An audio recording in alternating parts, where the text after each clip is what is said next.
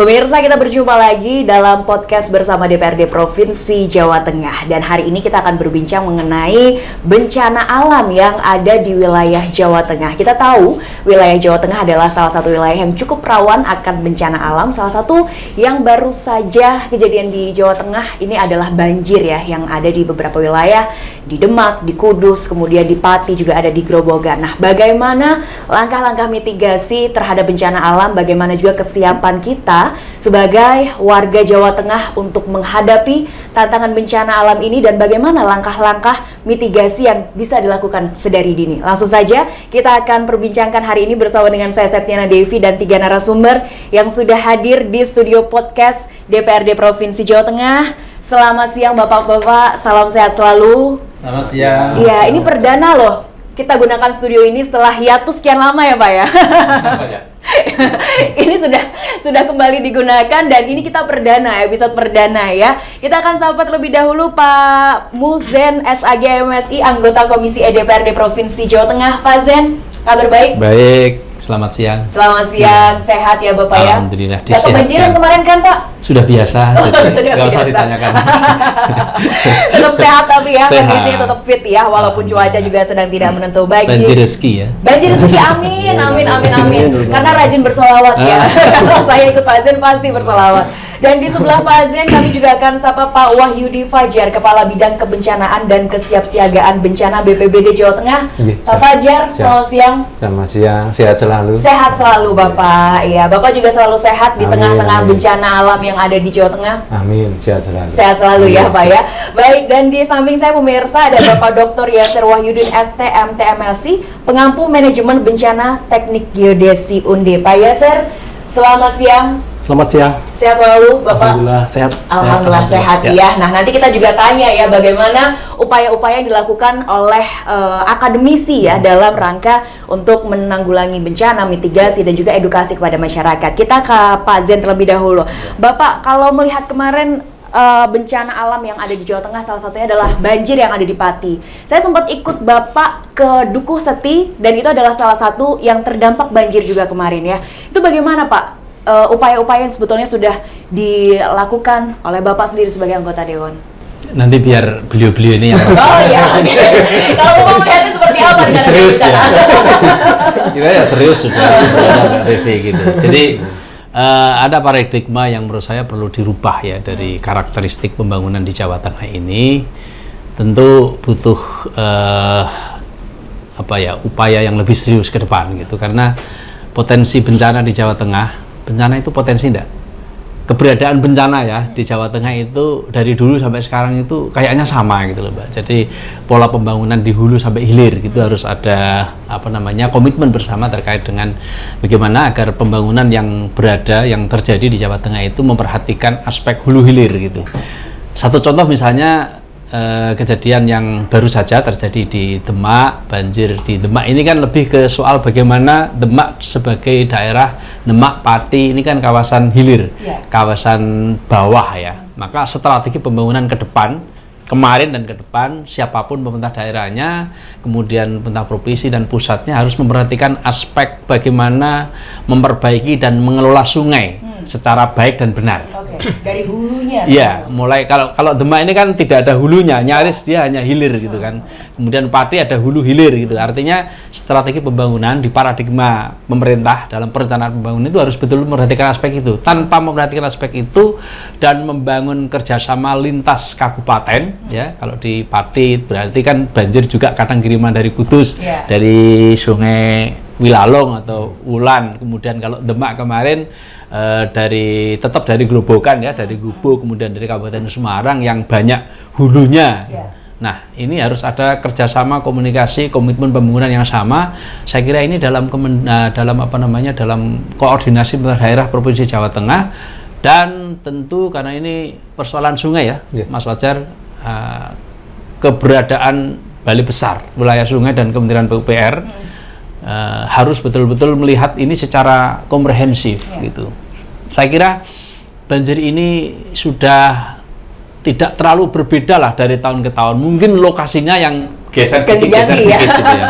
Mungkin karena kemarin debit air yang sangat tinggi, kondisi curah hujan di kawasan selatan hulu yang luar biasa, kemudian kondisi sungai yang sudah tidak aktif secara maksimal, berarti ada pendangkalan, ada banyak sampah, bukan sampah masyarakat ya, sampah-sampah hutan, penebangan dan sebagainya, kemudian penyempitan dan sebagainya, atau sungainya yang sudah tidak seperti yang awal lagi, lalu kemudian pada akhirnya jebol, gitu kan. Jebolnya juga nggak cukup 1-2, berapa Pak? 10 kan, nggak tanggung-tanggung gitu kan. Makanya ini kok bisa seperti ini? Nah, pertanyaan kemudian kan kok bisa jebol ya? Namanya juga butuh kemudian harus dievaluasi sistem pembangunan tanggul-tanggul sungai yang ada di Jawa Tengah. Katanya semalam juga ada lagi ya di Brebes itu juga kasusnya hampir sama, meluber. Berarti kalau meluber kan pelan gitu. Ini kalau jebol itu kan medeni nabrak omah-omah gitu. Nah, ini Mbak Devi yang tentu kami dari DPRD Provinsi Jawa Tengah terkait dengan ini berharap betul kepada pemerintah provinsi, juga pemerintah kabupaten kota di wilayah-wilayah. Saya paling nggak suka dengan istilah Jawa Tengah ini adalah apa Pak istilahnya Pak? Kawasan bencana apa Pak istilahnya? Supermarket. Kalau mendoktrin supermarket itu jangan. Bencana apapun berarti ada di Jawa Tengah. Ya nggak boleh gitu, yang nggak ada cuma satu katanya. Kali wawasan saya. Ya, jadi ini Mbak, saya kira terus lakukan koordinasi. Bagi saya di Komisi E yang juga sering melakukan kunjungan, kemudian mendengar ya dari masyarakat, dari BPBD di daerah-daerah, pemerintah daerah itu, saya selalu sampaikan bahwa kebutuhan biaya berapapun, anggaran berapapun, betul ya Pak, kalau untuk kepentingan kemanusiaan, kepentingan pembangunan untuk menyelesaikan problem bencana yang selalu terjadi di Jawa Tengah ini, maka harus dikeluarkan gitu, harus dianggarkan gitu. Saya masih teringat dulu Mbak, sekitar 10 tahun yang lalu ketika saya masih juga di Komisi E, kita rapat dengar pendapat bersama dengan Kementerian PUPR, kemudian Balai Besar Wilayah Sungai, juga pemerintah Provinsi Jawa Tengah, bahwa kebutuhan anggaran untuk menyelesaikan problem bencana yang sudah sering terjadi di kawasan Pantura Timur ya, meliputi Jepara, Kudus, Demak, Pati, dan Grobogan, ini membutuhkan biaya sampai 7, sekian triliun gitu loh Mbak. Nah, masalahnya anggaran itu sampai sekarang belum terrealisasikan gitu. Paling setiap tahun 200 miliar, 300 miliar. Kayak cicil ya, sedikit kan gitu ya. Bencana kan nggak bisa dicicil. Kalau Tuhan memberikan ini kan teman-teman kampus luar biasa melakukan kajian-kajian apa Mas namanya itu Mas ya? Penelitian dan sebagainya. Ini melihat secara komprehensif dari atas di radar. Ini kalau cuma perbaiki sedimentasi sungai bagian 100 meter, yang atas tidak, kan sama saja gitu. Kemudian dibikin tanggul tapi hanya sebagian meter dan sebagainya. Oleh karena itu saya kira ini darurat kebijakan anggaran yang maksimal. Jadi kalau untuk bencana nggak boleh pelit-pelit ya, tidak boleh. Zen ya. Kalau mau bikin IKN, beli pesawat kita nggak pelit ya. Bikin ini saya di Jawa Tengah bagian timur, jadi merasakan sekali ketertinggalan pembangunan di wilayah sana. Gitu. Baik, nah saya protes nggak apa-apa kan? Nggak apa-apa Pak ya. Kita ke Pak Fajar, Bapak ini ada masyarakat bagian timur yang protes ya Pak ya. Warga bagian timur yang protes gitu. Nah, untuk berbicara tentang bencana, memang wilayah Jawa Tengah supermarketnya atau gimana sih Pak Fajar? Iya, selama ini memang bukan supermarket ya. Nah, dalam hal ini memang Jawa Tengah itu berdasarkan hasil kajian risiko bencana yang sudah difasilitasi oleh BNPB, memang di Jawa Tengah itu berbagai macam bencana ada di sini.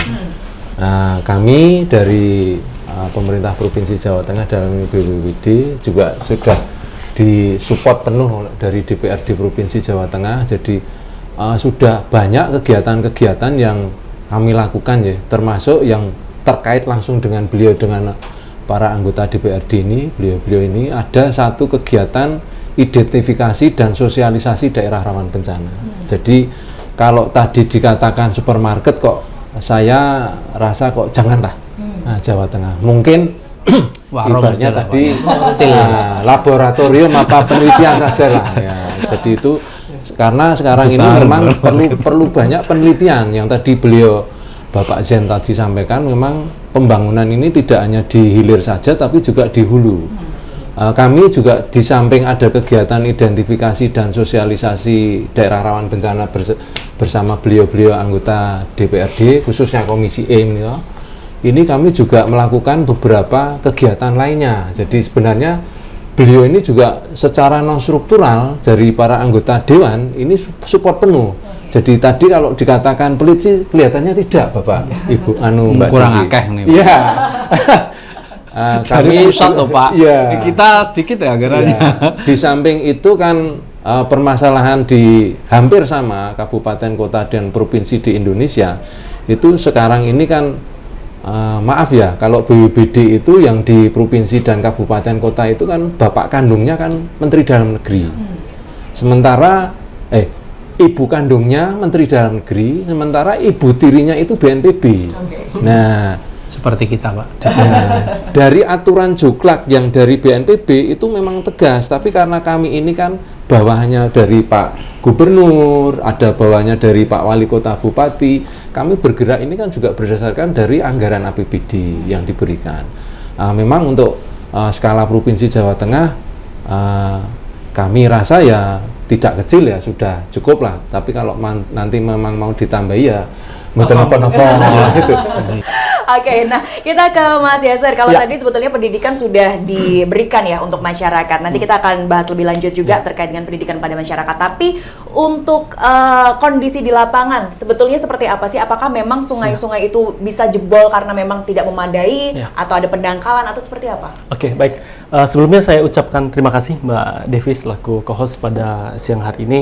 Kemudian alhamdulillah saya diberikan kesempatan untuk berada dalam satu platform dengan Bapak Haji Muhammad Zain, kemudian juga dengan Pak Wahyudi. Terima kasih Bapak-Bapak. Sebelum saya masuk ke sana, Mbak Devi, pertama mungkin saya ingin menyampaikan terlebih dahulu bahwa ada satu tagline internasional yang saat ini kita pakai, living in harmony with disaster. Gitu. Jadi kita itu seolah-olah diminta untuk sadar bahwa kita itu memang harus hidup berdampingan dengan bencana karena berbagai alasannya. Mungkin salah satunya dari sisi climate change dan seterusnya. Tapi oke lah, itu dalam ranah teoritisnya, karena sebetulnya sangat-sangat tidak mudah untuk hidup berdampingan dengan bencana. Sehingga mungkin pada kesempatan ini juga saya ingin memanfaatkan kesempatan ini untuk mengapresiasi frontliner ya, relawan bencana yang mungkin sudah berjuang ya, Pak Wahyudi. Kemarin kejadian bencana yang ada di Kudus dan juga di Demak. Berkaitan dengan kolaborasi ya di dalam kebencanaan itu, sebetulnya sekarang kita berada dalam metode hexahelix. Jadi hexahelix itu ada pemerintahnya, kemudian ada masyarakatnya, ada akademisnya, ada media termasuk Mbak Devi dan juga kawan-kawan, kemudian juga ada law dan juga ada pebisnis dan sebagainya. Tetapi memang itu model idealnya. Saat ini mungkin perlu kita tekankan terlebih dahulu peranan sentral yang harus dimainkan oleh pemerintah, karena disitulah sebetulnya stakeholder kunci.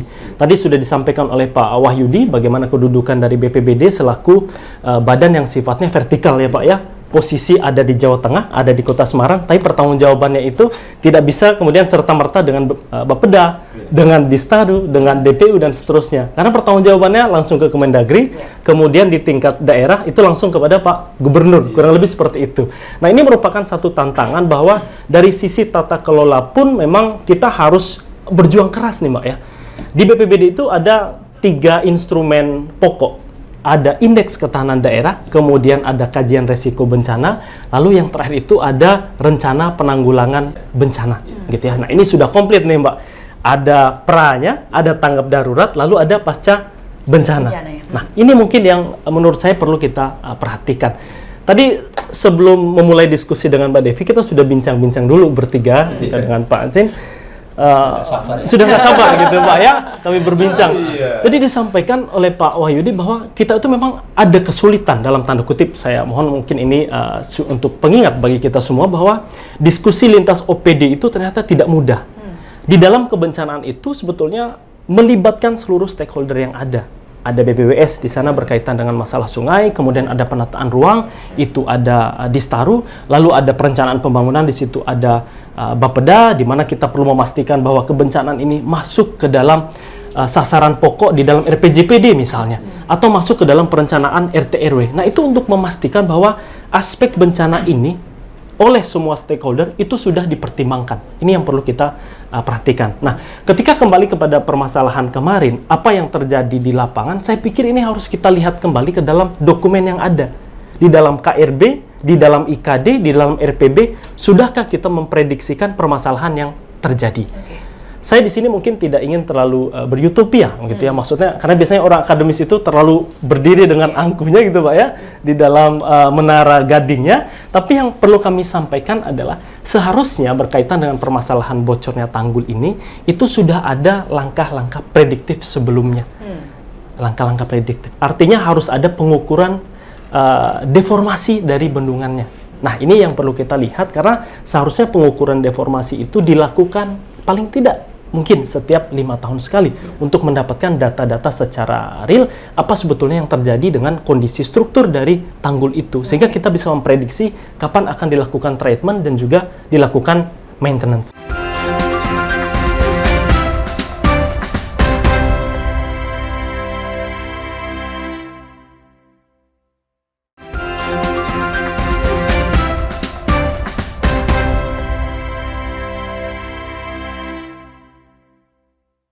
Nah, mungkin Bapak sebagai anggota Dewan juga sering berkomunikasi dengan para akademisi untuk bisa tahu solusi-solusinya. Seperti tadi yang disampaikan oleh Pak Yeser adalah sebetulnya harus dipantau tuh setiap 5 tahun sekali, tapi kelewatan juga nih Pak. Iya, kadang-kadang teman-teman akademisi ya, teman-teman LSM itu sampai kewadul.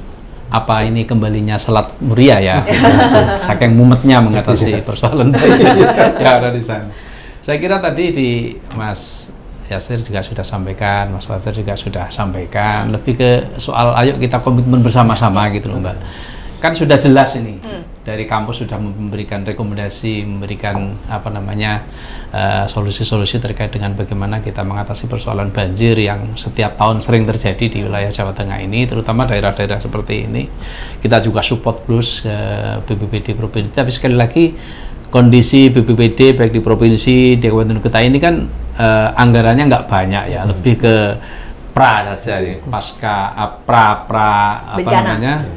DRB ya, risiko bencana di awal saja sama pelatihan-pelatihan diksar dan sebagainya itu lebih ke upaya penindakan secara cepat misalnya banjir, membawa sembako, membawa perahu karet, gitu menyiapkan relawan kan seperti itu. Kita ingin sesungguhnya itu iya penting kan dalam situasi yang sifatnya darurat itu penting kehadiran BPBD. Saya kira juga seluruh instansi pemerintah yang lain karena banjir ini kan melibatkan instansi kesehatan, pendidikan, sosial macam-macam gitu.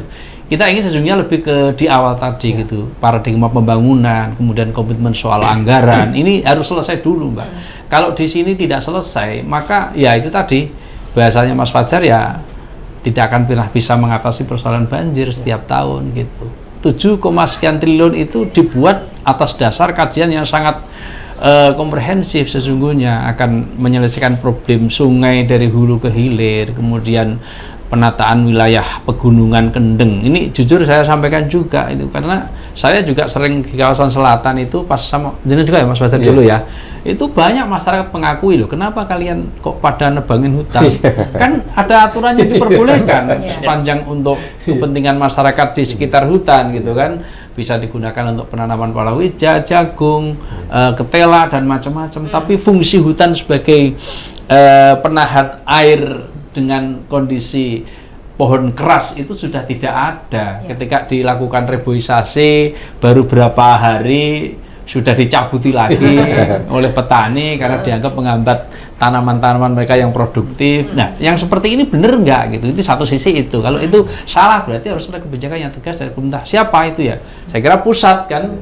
Wilayah hutan itu kan pusat perhutani. Kalau daerah rakyat mesti akan rebutan kalau disuruh memanfaatkan lahan. Tapi dampak dari itu yang kemudian curah hujan tidak bisa terserap dengan baik, maka akan ke bawah ke daerah hilir. Kemudian juga maaf kita nggak anti galian ya, tapi sejauh ini adakah upaya yang lebih serius dari pemerintah terutama dalam konteks menjamin bahwa galian C yang dilakukan itu juga memperhatikan lingkungan tidak hanya lingkungan di situ tok loh Mbak. Karena ketika hujan terus itu air itu udah kayak air bah datang dari pegunungan, nggak mungkin itu bisa ditampung dengan sungai-sungai yang sangat dangkal dan kecil berkelok-kelok, pasti masuk ke, ini kan sangat simpel sebetulnya Pak. Pasti larinya ke kampung kan, ke kampung, akhirnya ya kejadian 2 tahun yang lalu di kawasan Pati Selatan, berapa rumah itu yang terseret dengan arus bah dari pegunungan Kendeng itu, kemudian di beberapa daerah juga sama.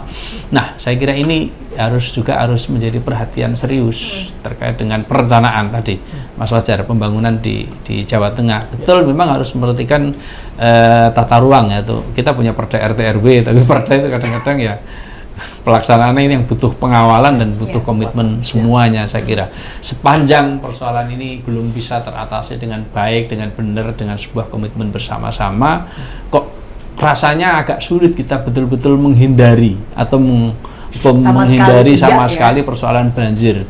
Nah, yang terjadi, yang persoalannya juga dari dulu sampai sekarang, sejak saya kecil, kebetulan saya di kawasan Kalijuana ya. Kemarin itu juga ada apa namanya? Jadi posisi di Kalijuana di sebelah timur saya itu kan dibikin embung kempis, ya Pak. Itu kan program dari Balai Besar Wilayah Sungai. Yang kemudian karena itu pembuangan itu, lalu apa namanya, di Wilalong itu apa Pak? Ada 10 apa itu namanya itu ya, saluran air apa namanya Pak? Bendungan ya. Yang hanya bisa dibuka ke arah Pati itu hanya 3. Kalau Kelambu gitu daerah. Kalau Kelambu kan Grobogan Pak. Yang di Wilalong Kudus itu kan ada. Itu kalau dibuka lebih dari 5, itu bisa dipastikan arah air itu tidak hanya di Demak Kudus, tapi larinya ke Juwana, daerah saya.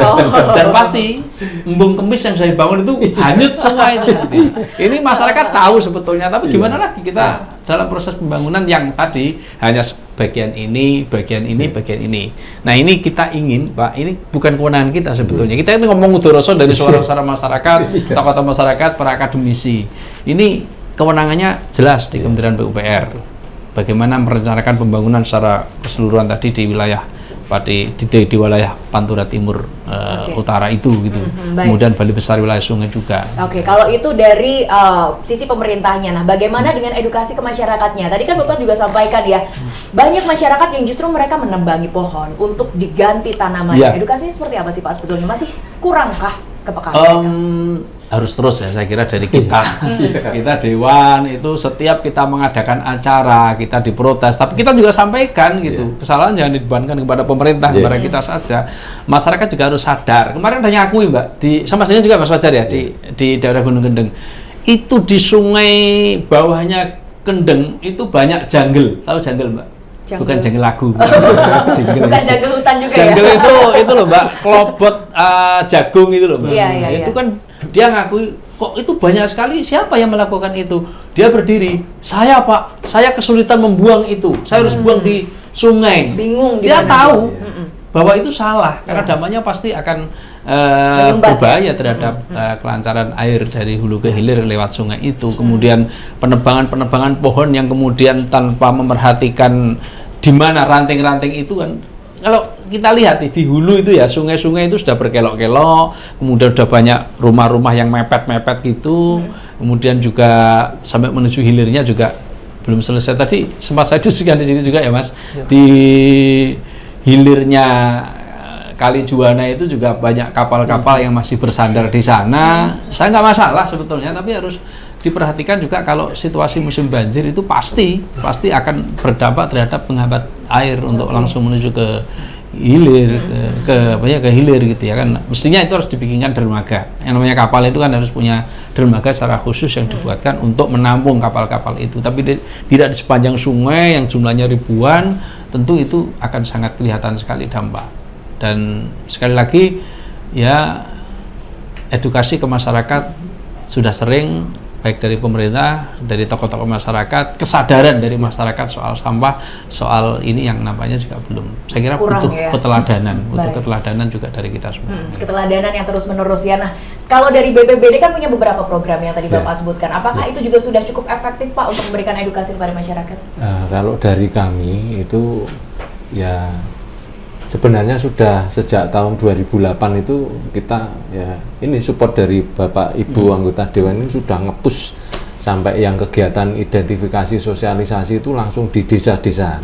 Juga kita juga terkait tadi dari Mas Yasir ini untuk perencanaan, karena tadi ada RPB, itu ada tindak lanjutnya, kita menyusun renkon, ada rencana kontingensi. Nah ini support dari beliau anggota DPRD ini sampai tidak hanya renkon banjir, Merapi, gas beracun itu juga beliau ini nge-push ini tuh. Jadi paling tidak dengan adanya dokumen renkon, kalau itu sampai terjadi, ya harapannya tidak terjadi. Kalau itu terjadi, dibuka, diaktifasi. Nah di sana itu bisa langsung masyarakat itu siapa berbuat apa, Pak Kades harus bagaimana, Pak Carik bagaimana, warga itu bagaimana. Di samping itu tahun ini rencana yang tadi disampaikan oleh beliau Pak Zen, ini memang wilayah Pantura ini memang kemarin dari awal itu kami lebih fokus menyampaikan kepada beliau, dari para anggota dewan ini kita lebih fokus ke arah selatan dulu, karena ancaman di sana itu lebih mengerikan. Kalau ya memang kalau banjir di Pantura itu memang mengerikan ya, tapi di selatan itu lebih mengerikan lagi karena tsunami ini kan tidak bisa diprediksi. Nah, jadi kemarin ini kami lebih banyak ke selatan. Baru tahun ini nanti insya Allah kita akan menyusun renkon banjir Pantura. Jadi nanti dari mulai Brebes sampai Rembang ini kita susun renkonnya per kabupaten, sehingga nanti itu bila sampai terjadi tinggal dibuka, siapa berbuat apa di sana bisa dilaksanakan. Di samping itu kita juga terkait dengan peningkatan kesadaran masyarakat, ini juga sesuai dengan amanat RPJM nasional, ditindaklanjuti di provinsi, ini terkait dengan desa tangguh bencana. Jadi di sana perwakilan-perwakilan tokoh masyarakat kita bentuk, kita fasilitasi, kita latih, sehingga apabila sampai terjadi banjir, mereka itu bisa langsung buat dapur umum, langsung mengevakuasi. Dan itu juga kemarin supportnya dari beliau. Jadi Destana ini beliau-beliau dari Bapak Ibu anggota dewan itu desananya tambah, begitu. Jadi kita sebenarnya dari pemerintah provinsi itu sudah berupaya melakukan pendampingan. Lah memang alasan klisenya tadi betul Bapak. Jadi terkait dengan anggaran ini, beberapa kabupaten kota ini kan memang PAD-nya berbeda-beda. Kalau di Kota Semarang karena PAD-nya besar, ya ini kelurahan-kelurahannya langsung bentuk kelurahan tangguh bencana semua. Nah kalau yang PAD-nya kecil ini yang biasanya pelan-pelan ya, mintanya ke provinsi ya. Kita kalau mau mengeksekusi juga kita harus lihat dulu. Karena sesuai dengan aturan kami itu kan di pemerintah provinsi sifatnya pendampingan. Begitu Mbak Devi. Baik. Nah untuk anak-anak yang masih sekolah, ada beberapa edukasi juga ya yang dilakukan, seperti dari BPBD kan juga sering tuh mengajak anak-anak untuk datang ke kantor gitu ya, lihat-lihat. Nah, ini seperti apa Pak? Nah, kemarin ini memang ada satu inovasi ya, pimpinan kami ini Pak Kalahar ini memang di sebelumnya mungkin beliau juga Pak Sarwo ini sudah banyak inovasi, tapi ini setelah ada Pak Bergas ini ada beberapa inovasi. Yang sebelumnya itu kantor terkesan kayak angker untuk anak-anak sekolah ini.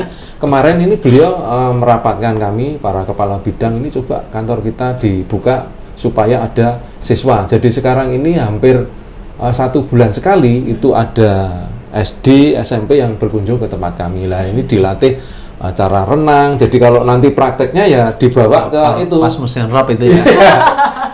Betul Bapak. Kan enggak, karena kawasannya BPBD Jawa Tengah kawasan banjir. Betul, biasanya dibawa itu ke mana, depan itu loh, stasiun Tawang. Hati-hati loh Pak, itu angker juga loh. Ya itu di sana. Terus kemudian kalau kebakaran juga kita sudah ada alat-alat. Malah barusan ini kemarin koordinasi dengan Pertamina terkait dengan STD sistem tanggap darurat bencana B3 kegagalan teknologi. Karena ini malah BPD provinsi kemarin disupport Bapak Mbak Dewi, Mas Yasir ini kita mendapatkan 10 paket. Jadi itu alat komplit itu untuk ya harapannya tidak sampai terjadi ya bencana B3 itu. Nah, kita diberi bantuan oleh Pertamina itu. Lah ini kemarin siswanya itu juga ada yang dilatih itu juga pemadam kebakaran dan lain sebagainya. Terus terkait dengan SPAB yang tadi kami sampaikan, Satuan Pendidikan Aman Bencana. Ini tahun ini kebetulan kami diberikan jatah ini 2 Nah, ini satu di Kebumen, yang satunya lagi di Kudus. Karena kemarin arahan beliau ini jadi inovasi dari Pak Bergas ini juga, ini yang daerah terdampak yang biasanya data di Pusdalop itu tertinggi, kita fasilitasi masuk di situ, termasuk LIDI juga untuk yang layanan inklusi disabilitas. Gitu Mbak Dewi. Untuk teman-teman disabilitas juga mendapatkan edukasi yang sama juga ya. Tahun ini dapat 4 kita melakukan pelatihan. Baru dilaksanakan 1 di Wonogiri kemarin. Tapi apakah sudah menunjang Pak fasilitas-fasilitas yang ada di sekitaran Jawa Tengah ini untuk agar ramah terhadap kawan-kawan disabilitas? Ya, sebenarnya kalau sudah ada pembentukan LIDI, unit LIDI, itu memang seharusnya itu BPD Kabupaten ini menindaklanjuti. Nah, biasanya kembali lagi alasannya ke anggaran. Nah, ini Kabupaten Kota setelah kita bentuk masih Pak Fajar minta lagi. Nah, terus, nah sementara ada beberapa kabupaten kota yang belum kita fasilitasi.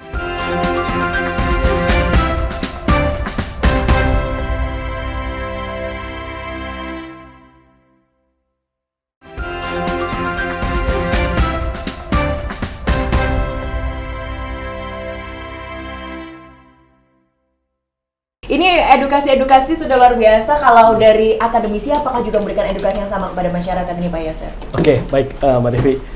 Kembali mungkin dalam konteks ini memang kacamata akademisi itu kadang-kadang melihatnya selalu hal yang ideal, gitu Pak ya. Tetapi sebetulnya kalau dalam konteks kebencanaan, kita perlu senantiasa memberikan apresiasi yang setinggi-tingginya ya. Karena orang-orang yang bekerja dalam bidang kebencanaan itu, baik dari Komisi E misalnya diwakili oleh Pak Haji Zain, kemudian juga Pak Fajar dari BPBD, mereka ini adalah frontliner untuk kejadian bencana gitu ya. Itu merupakan satu pekerjaan yang mulia. Tetapi kalau dalam kesempatan ini saya diperkenankan untuk sedikit memberikan kritik gitu ya. Jadi saya ingat Pak, di 2019 itu ada Rakornas penanggulangan bencana di Surabaya Pak ya.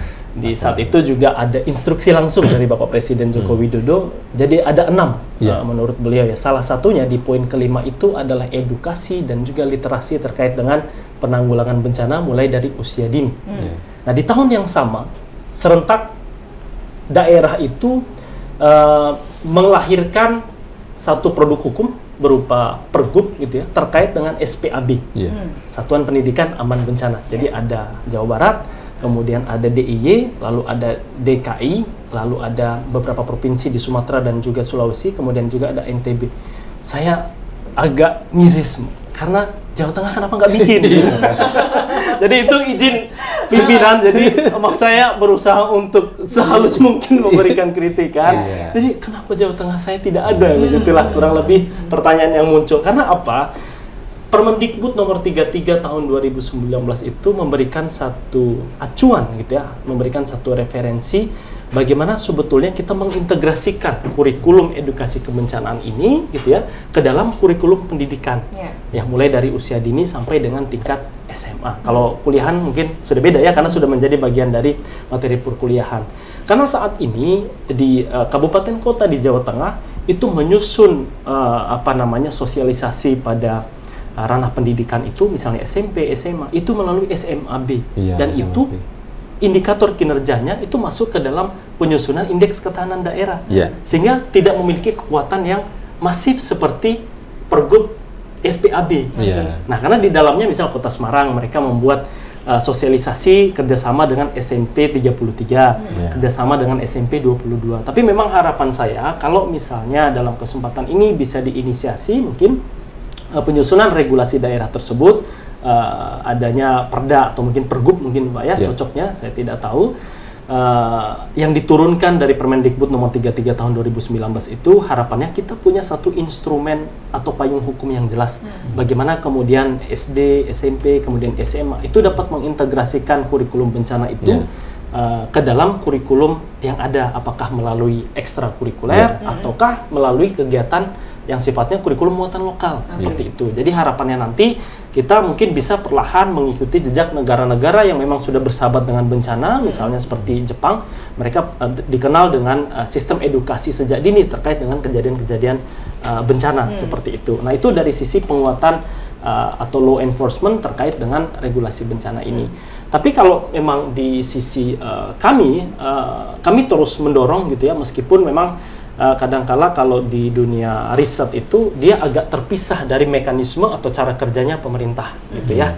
Namun sebisa mungkin saya selalu menyampaikan kepada mahasiswa kami bahwa kalau bisa apa yang teman-teman jadikan sebagai inovasi itu lihat dulu seperti apa positioningnya supaya bisa dipakai oleh pemerintah daerah. Misalnya di geodesi itu membuat satu web GIS terkait dengan interface kebencanaan misalnya.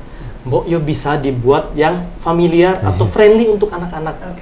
Saya menyampaikan hal semacam itu supaya itu nanti ketika diperkenalkan kepada BPBD bisa langsung dipakai. Jadi itu kampus itu seperti R&D-nya lah, Research and Development untuk kebencanaan ini. Mungkin seperti itu. Oke, baik. Nah, tadi terkait dengan regulasi juga ya, karena Komisi E ini kan juga salah satunya membidangi tentang ilmu pengetahuan. Ini bagaimana Pak? Apakah nantinya juga akan dibuat semacam kurikulum ataupun mungkin ekstrakurikuler yang mungkin ada korelasinya dengan kebencanaan? Karena yang baru-baru saja kemarin banjir, selain itu di Ranca Ekek kemarin ada tornado ya. Mungkin kita bingung ketika ada angin kencang kita harus ngapain nih gitu. Gimana nih Pak? Apakah selfie? TikTok ya. Masukin TikTok langsung FYP ya Pak ya. Gimana nih Pak? Ya sesungguhnya cara atau strategi apapun bisa dilakukan ya, termasuk kami di komisi sesungguhnya pernah kita sampaikan juga, tapi harus dibuat semacam regulasi gitu. Kalau di Jawa Tengah sudah ada perda tentang wajib muatan lokal mulok bahasa Jawa, ya, walaupun tidak dipraktekkan ya. Saya pengen juga misalnya di Jawa Tengah perlu juga itu, kalau di beberapa negara yang memang di sana sering terjadi bencana kan di Jepang, kemudian di Cina itu kan di beberapa daerah kan ada muatan lokal wajib tentang penanggulangan bencana. Jadi pendidikan awal sejak dini kepada dunia pendidikan ya, mulai dari pendidikan dasar, SD, SMP sampai menengah bahkan perguruan tinggi. Saya kira penting Pak ini rekomendasi ya. Kampus silahkan merekomendasikan kepada kami di DPRD, pemerintah provinsi untuk membuat peraturan daerah atau peraturan gubernur lah tentang pentingnya muatan lokal wajib tentang kebencanaan di daerah-daerah tertentu di Jawa Tengah, agar edukasi sejak awal kepada anak-anak kita ini sudah bisa dilakukan. Ini saya kira masukan yang baik itu. Ada sih muatan lokal wajib bahasa Jawa, tapi prakteknya di lapangan guru newe raiso, anak-anaknya gitu malah angelan kadang-kadang. Itu tetap dijalankan. Kita memang perlu ada banyak perubahan dari sisi perencanaan, dari sisi kurikulum Merdeka Belajar ini kan harus dikemas lebih banyak ke muatan lokalnya sebetulnya, karena masing-masing daerah nggak mungkin dengan konsep kurikulum yang sama itu. Satu itu ya. Kemudian yang kedua soal komitmen tadi juga Mas Fajar, Mas Yasir, memang beban ini tidak mungkin dibebankan hanya kepada pemerintah daerah melalui BPD atau melalui apa ya, tapi sekarang ini kan pembangunan itu kan kita maksimalkan berangkat dari desa. Nah, keberadaan dana desa yang besar ini kan belum menyentuh. Saya sesungguhnya senang kalau seluruh wilayah di Jawa Tengah desa-desanya itu kemudian menjadi desa tangguh bencana atau destana gitu. Kemudian dengan status itu ada peraturan, ada juklak juknis yang jelas di masing-masing daerah itu kan beda-beda kasusnya. Kan nggak mungkin dalam satu desa itu tornado, kan nggak mungkin. Ulang-ulang gitu kan nggak mungkin itu kan. Jadi bencana kalau kawasan pesisir timur itu jelas lah banjir. Ya. Kemudian yang agak pegunungan tanah longsor. Daerah selatan, daerah Bumiayu, daerah Purbalingga, Banjarnegara ini tanah longsor, banjir bandang karena di pegunungan, dalam Magelang, Boyolali ini Merapi. Saya kira masing-masing ini harus dipastikan bahwa anggaran desa yang sangat besar, konon katanya ke depan sampai 3-5 miliar itu salah satu keperuntukannya adalah menjamin desa-desa ini menjadi desa tangguh bencana meskipun tanpa ada stimulan dari APBD provinsi. Tapi pemerintah kabupaten kota mewajibkan misalnya dengan status desa tangguh bencana, maka ABCD harus dilakukan oleh pemerintah desa. Jadi jangan anggaran itu dipakai infrastruktur terus sampai ngecor di dalam rumah keluar gitu. Harus serius, Mbak. Kayak desa berdikari, desa apa namanya itu kan misalnya desa wisata itu kan ada juga juknisnya yang memang dijadikan sebagai standar rujukan oleh pemerintah desa membuat perencanaan pembangunan desa ya, itu kan begitu. Ini kita dorong ke sana, Pak. Mungkin di sana Jawa Tengah ini kan belum rata ya Pak. Ada di daerah selatan itu sampai sudah ratusan, tapi di beberapa daerah kabupaten hanya 10, 20 gitu. Padahal kondisi kebencanaannya sebetulnya sama, banyak. Sekarang ini kan yang paling kelihatan kan banjir sama tanah longsor di Jawa Tengah ya. Tapi ada juga di daerah timur ini memang kalau boleh saya katakan market tadi ya nggak enak juga itu. Kekeringan, Mbak. Jadi udah mengancam nih Mas Fajar. Ini nanti akan ada setelah El Nino panjang kemarin ya. ada kekeringan ekstrim gitu. Mulai kantong kering. Saya kemarin juga termasuk yang sedih ketika kemarin lumayan panjang ya Mas. Sampai kita harus cari mobil ngangkut air dari pegunungan, dari waduk Gunung Rowo, dari itu kekurangan armada. Kebutuhan air itu di masyarakat itu kan luar biasa untuk kebutuhan minum dan kebutuhan masak dan mencuci dan membersihkan diri itu rata-rata itu berapa liter? Coba 1 galon itu bisa untuk 1 orang. Kemarin tuh masyarakat saya bilang gini, Pak, saya nggak mandi 3 hari, 4 hari, kok bisa? Ya nggak gimana Pak? Jadi kondisi sumur-sumur sudah tidak bisa keluar air di daerah Pati Selatan, Rembang Selatan itu kan tidak ada, dropping air terbatas, mahal. Nah, kemampuan BPBD dengan armadanya juga terbatas. Akhirnya swasta. Lah musim kampanye akhirnya jadi kampanye di lapangan kan nggak air benar bersihnya gitu. pakai kampanye Iya, kampanye. Mobil tankinya airnya 1, muter-muternya pengen 10. Jadi nggak anu. Kan mestinya seperti ini kan nggak boleh terulang kembali tuh Mas Fajar. Ke depan kan ada solusi misalnya. Pernah disampaikan kalau di kawasan Pati Selatan, kemudian di Rembang. Ini kenapa saya selalu sana ya? Karena kayaknya kok bencana ini lebih banyak di sana, kenapa gitu? Saya mohon maaf Mas, kenapa Solo Raya nggak pernah ada bencana gitu. Mungkin karena tolnya sudah bagus, ada pesawatnya, ada keretanya. Coba kita di Komisi E itu Pak, bukannya Komisi E toh, seluruh anggota Dewan ini, kalau kunjungan kerja sudah nggak mau berani ke arah timur Pak. Sudah setahun ini nggak ada kunjungan kerja ke Pati, ke Rembang nggak ada. Gimana mau kunjungan? Mau ke Sayung saja udah kelihatan begitu kondisinya. Mau ke timur sini Demak, perbaikan jalan, pembangunan jalan, bahasanya teman-teman itu proyek abadi umat. Jadi proyek yang terus, jadi proyek abadi yang tidak akan pernah selesai gitu. Dan memang butuh waktu yang lama. Nggak tahu ini mungkin karena kondisi jalannya atau seperti apa. Tapi satu-satunya jalan ya itu, nggak ada kereta, nggak ada pesawat, tol juga belum selesai. Nah, teman-teman kan jadi mau ke sana itu mikir. Makanya kalau nggak ke Solo ya ke Tegal gitu aja udah dari sana gitu. Nah, dari situasi seperti ini saja, menurut saya juga perlu ke depan harus berpikir soal pembangunan, pemerataan pembangunan khususnya di Jawa Tengah ini, karena kalau pemerataan pembangunan ini tidak segera dilakukan di Jawa Tengah ini ya dampaknya ya sektor ekonomi, sektor termasuk pendidikan, kesehatan semua akan kena dampak, Mbak. Iya, seperti kemarin juga pasti panjang ya itu liburnya ya Pak ya. Dampaknya panjang sekali. Oke, baik. Nah, ini menarik ya Pak ya, kalau di daerah timur, daerahnya Pak Zain ya. Panas kekeringan, hujan kebanjiran. Nah, ini gimana Pak? Jadi ini wong Demak ini Pak. Nek banjir ora iso apa Pak? Ndodok. Nek kekeringan ora iso cewek.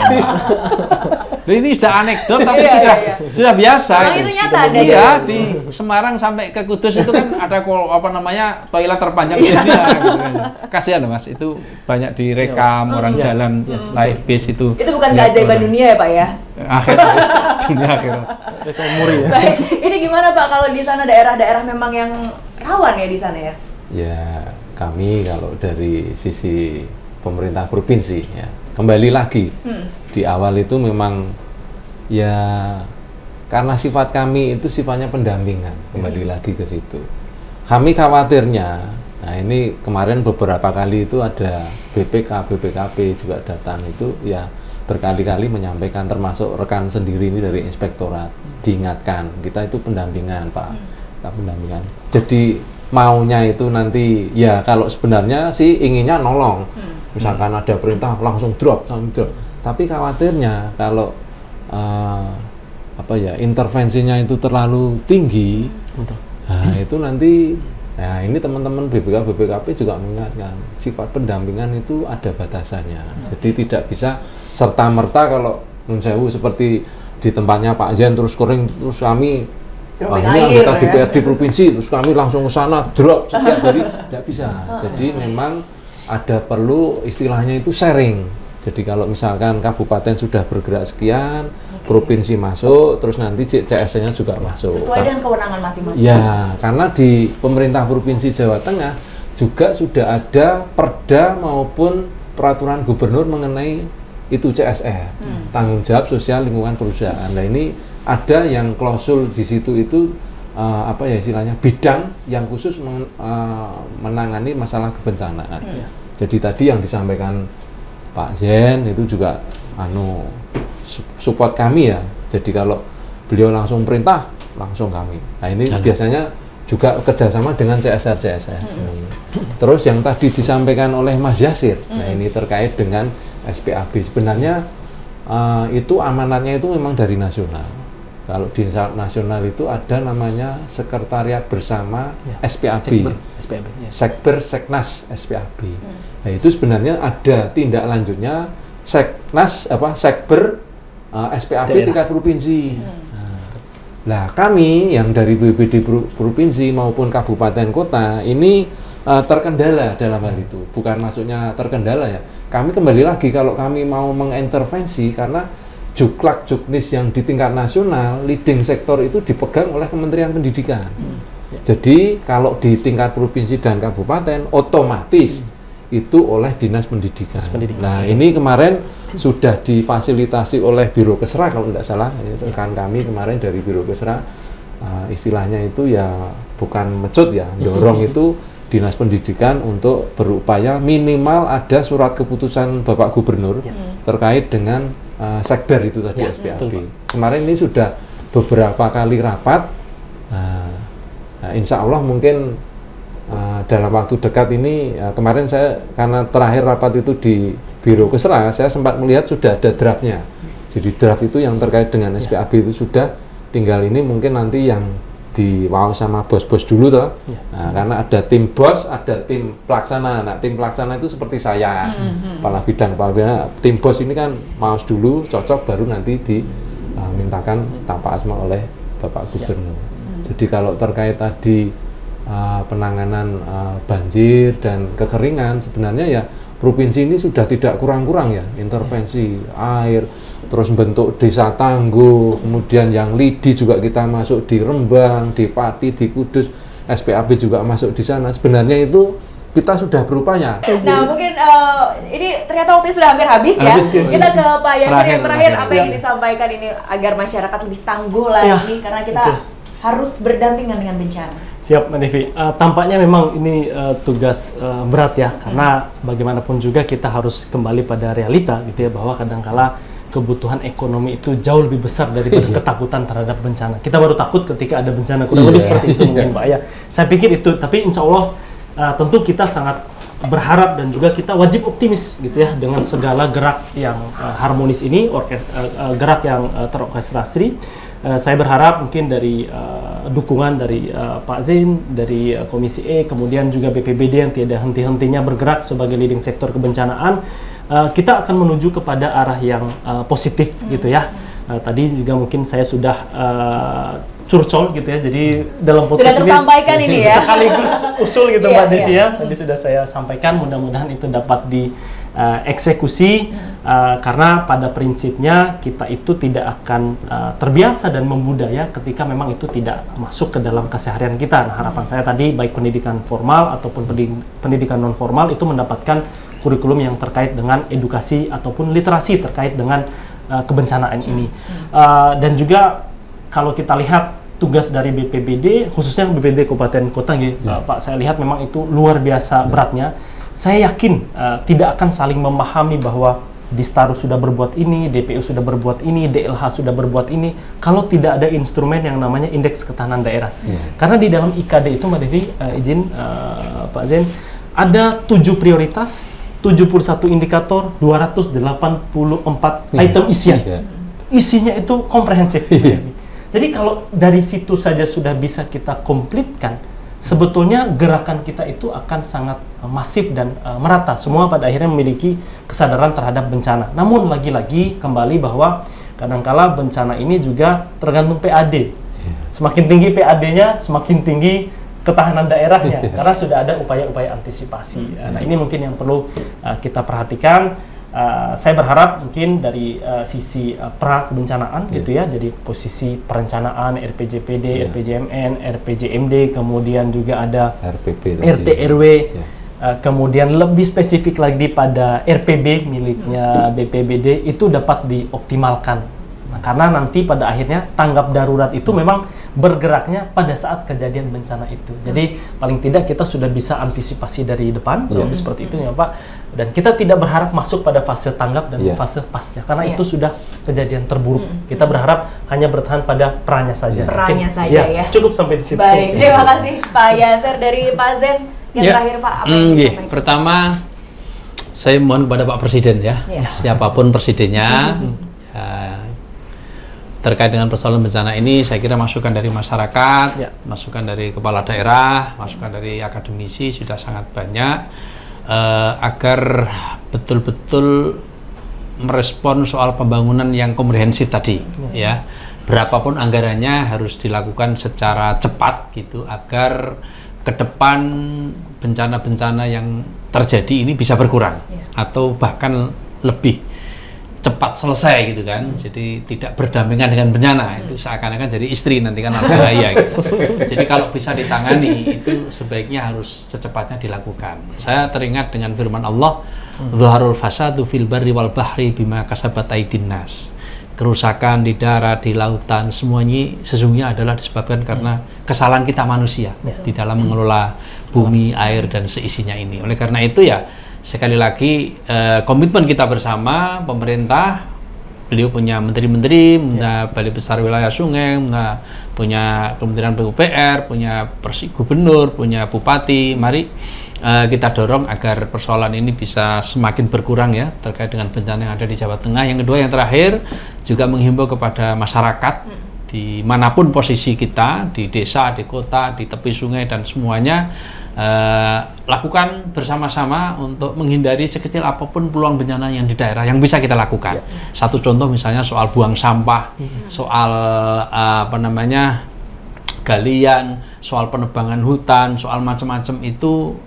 Tolong ketika itu dengan kesadaran sendiri akan membahayakan kepada masyarakat, baik yang ada di lokasi maupun yang ada di sekitar, maka sebaiknya kita hindari yang seperti itu. Karena tidak mungkin semua ini bisa terjadi untuk perbaikan semua tanpa ada kesadaran antara kita selaku pemerintah dan saya kira masyarakat yang hari ini berharap agar bencana yang terjadi di Jawa Tengah ini tidak terulang kembali yang semakin parah di masa yang akan datang. Saya Itu kira adalah salah satu hal yang simpel ya Pak ya. Jadi pemerintah bergerak, masyarakat pun juga bergerak ya, untuk tidak membuang sampah sembarangan. Baik, dari Pak Fajar. Ya, kalau dari kami ya sesuai dengan amanat undang-undang bahwa bencana itu menjadi urusan bersama. Jadi kalau hanya mengandalkan BPBD saja, pemerintah saja, DPRD saja tidak bisa. Jadi semua stakeholder, masyarakat, dunia usaha harus bersama-sama. Dan yang kedua, intinya tetap selalu waspada, siaga. Istilahnya kalau ada pemberitahuan dari pemerintah, jadi info-info yang dipercaya ya dari pemerintah. Jangan info hoax, karena kadang-kadang itu itu menjerumuskan. Begitu Mbak Devi. Baik, jadi percayalah dengan info-info yang ada di pemerintah ya, karena kalau dari media sosial biasa banyak yang hoax, termasuk kemarin yang di Brebes yang katanya hilang tenggelam. Ternyata tidak ada anak tenggelam ya. Itu dia menyelam dan pulang. Turun keluar nggak tahu. Ternyata udah naik lagi ya Pak ya. Baik, kami ucapkan terima kasih untuk 3 narasumber, Bapak Haji Muzin, SAGMSI, anggota Komisi DPRD Provinsi Jawa Tengah. Terima kasih Pak Zen. Sama-sama. Semoga ketemu banjir-banjir lagi di Pati ya. Amin. Ya kecil-kecil nggak apa-apa lah. Untuk cipluk-cipluk dikit ya Pak ya.